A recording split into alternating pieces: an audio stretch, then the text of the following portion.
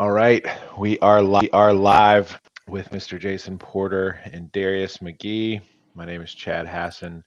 Um, when I put these glasses on, I would like for everybody to refer to me as Chad McKay, and just something I'm trying out here to see how it boosts my brain power for basketball. It hasn't been working, but we'll keep trying it out. Darius, good to see you, man. I know it's finals week, so thanks for taking some time. Jason, looks like you got the holiday festivities going on over there with your family. Thanks for taking some time away, You bet. it's been awesome chatting with you guys. And throughout basketball season, has been making this season a lot more fun. I'm really enjoying it. Jason, what's going on in the real estate world? I was actually reading something about a 1031 exchange, and I thought I would bring it up to you this week to see what in the world is a 1031, and is that something I can take advantage of, or what is it? Yeah, cool thing, especially coming up at the end of the year like this. A lot of people think about this with tax deadlines and stuff coming up. But basically, the long and short of it is, Chad, the 1031 exchange is the real estate version of a 401k rollover. So, in other words, if you've got a apartment or a townhouse that you own or something like that, and you want to take advantage of the incredibly high sale prices right now, you sell that investment property and you escrow those funds. So you hold your proceeds, you hold your profit for those funds. And then there's a very strict IRS calendar. Imagine the IRS being strict with rules. But within that time frame, if you find something else that you can buy, you can actually take those proceeds and that money and apply that as a down payment to your new purchase, and you do the whole thing tax free, which is an incredible benefit. Yeah. So it's kind of how the rich get richer, if you will. But it's a great tax strategy with real estate, and you can kind of go from like the townhouse, like I mentioned a moment ago, to two or three townhouses, maybe all rolled over into one purchase. But it's done tax free, which is a pretty sweet thing. Mm, man, Jason, we should have met about 13 months ago, man. That was right there at the time. It would have been perfect for me, but that's cool to hear. All right, Darius, my first question is about being a student athlete at this time of year, whenever you guys have finals. I guess you're a senior. I don't know what you are in the classroom, but you're a senior. Are you working towards a diploma? What is your degree in, and how do you balance this stuff? Yeah, I'm a senior academically. I graduate in May coming up.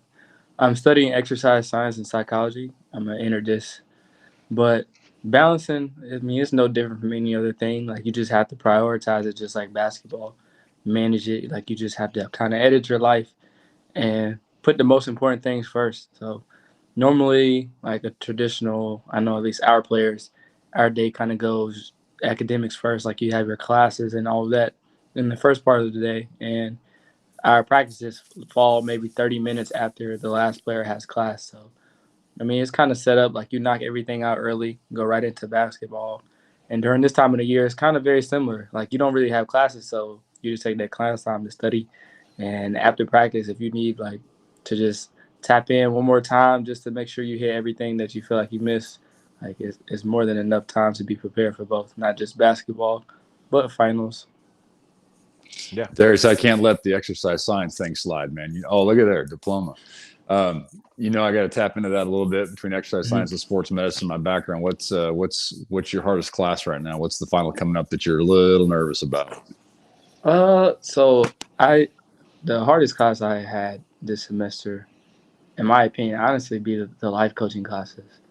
Like, so those are challenging because, as you guys are aware, I'm not the loudest person, so it's kind of interesting just to learn these different coaching strategies and how to really connect with people personally.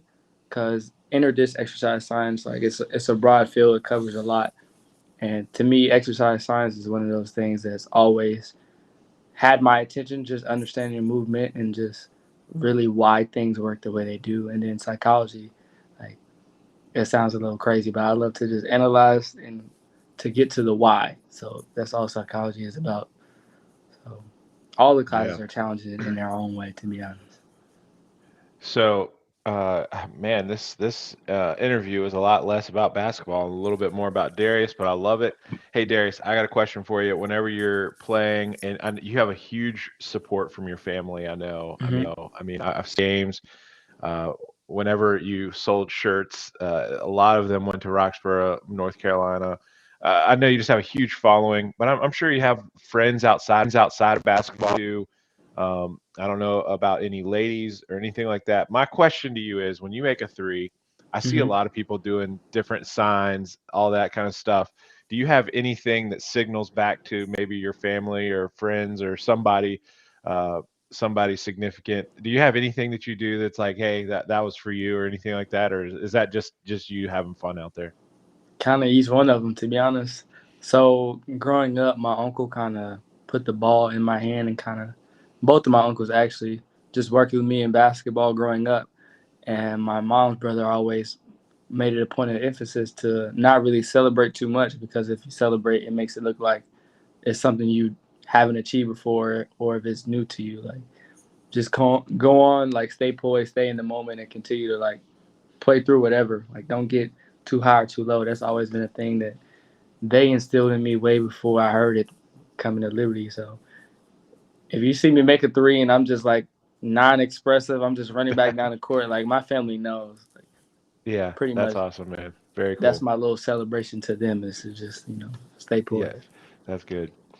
So maybe that means, Chad, we need to figure out a way that Darius can give us a shout out or something after. I doubt it. That's not Yeah, probably happening. not. Probably not. Not happening. Not We happening. can figure something out. There you All right. go. There you go. Well, man, congrats on two just ridiculous games here. The last couple of performances, you guys came out firing to say the least. I mean, taking Mizzou down by 21, you had 20 points, looks like, and then Delaware by 36, you had 13 in that one, and you guys were just balling, just came out hot.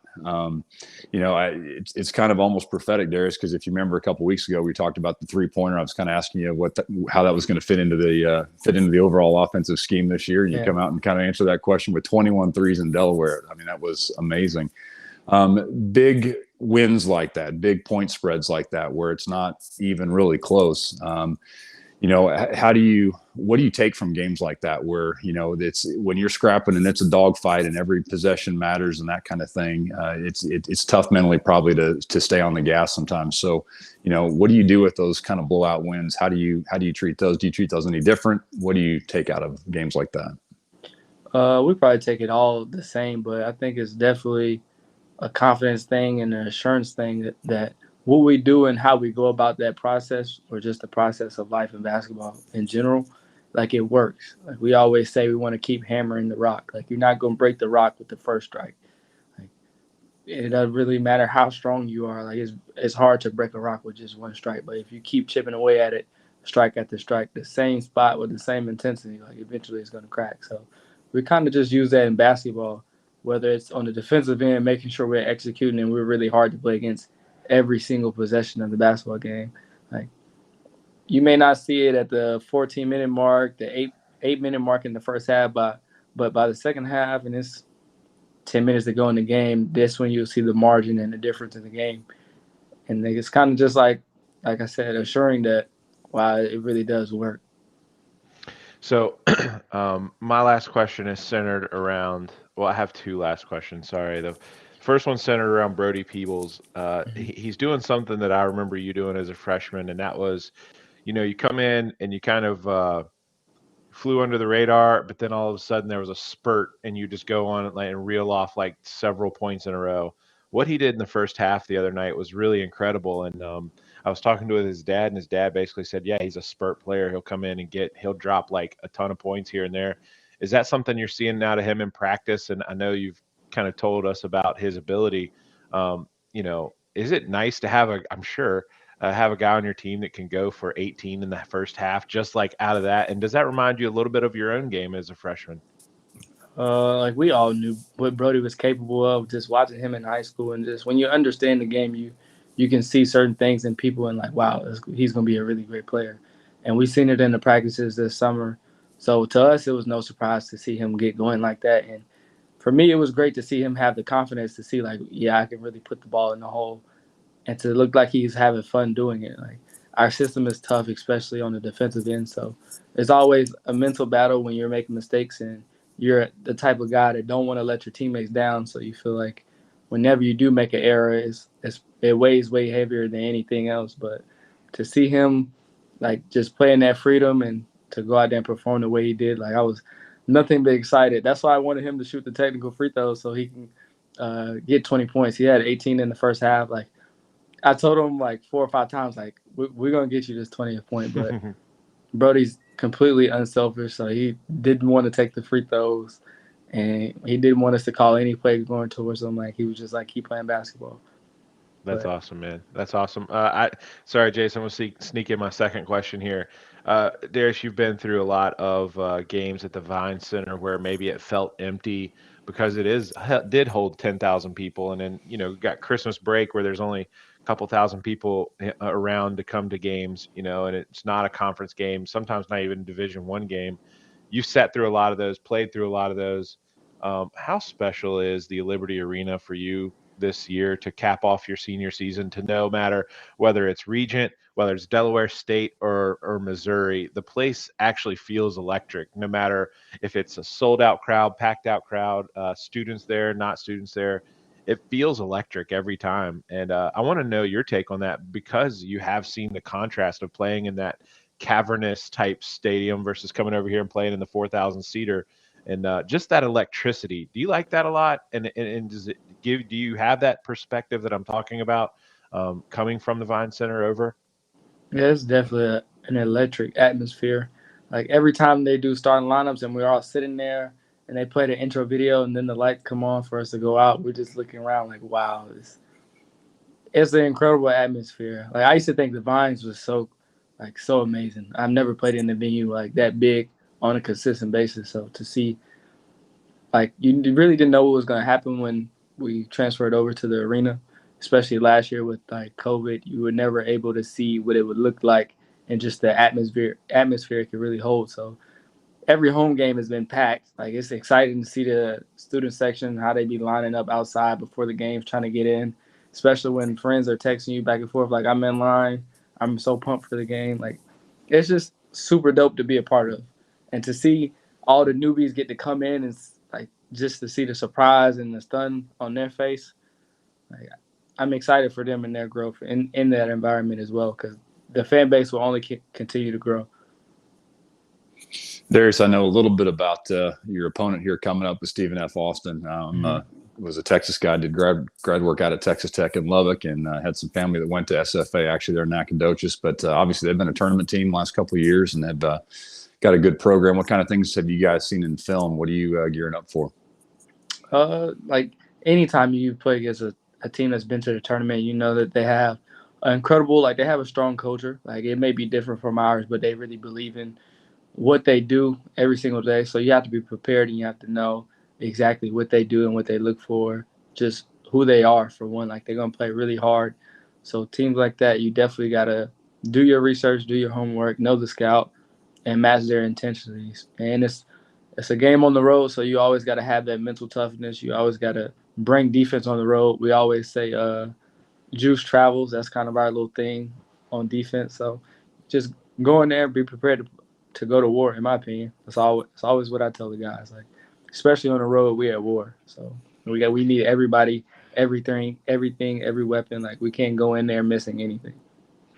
Yeah. So Darius, it's been a lot of fun keep catching up with you this season. Hopefully, we'll get to catch up maybe in a couple of weeks, and you might be in here. Who knows? Talking about going to war on the road. You guys are taking one for the team, going out to Hawaii here Yeah. and playing a few games. That'll be a lot of fun. But Darius, much appreciated. Congratulations, man. Again, love watching you play, love watching your style, and honestly, being season ticket holders next to your uncle has been one of the biggest treats of my life so far. He's he same as you. It's like watching the game next to you. He doesn't get too excited, so it's cool to see those guys coming to the game and enjoying watching your senior year. I don't know how much I believe that about my uncle. My uncle's a character. It's fun. It's fun. All right, you guys have a good rest of your night and have a good holiday. And Darius, good luck this weekend. Appreciate it. You too. Thanks, guys.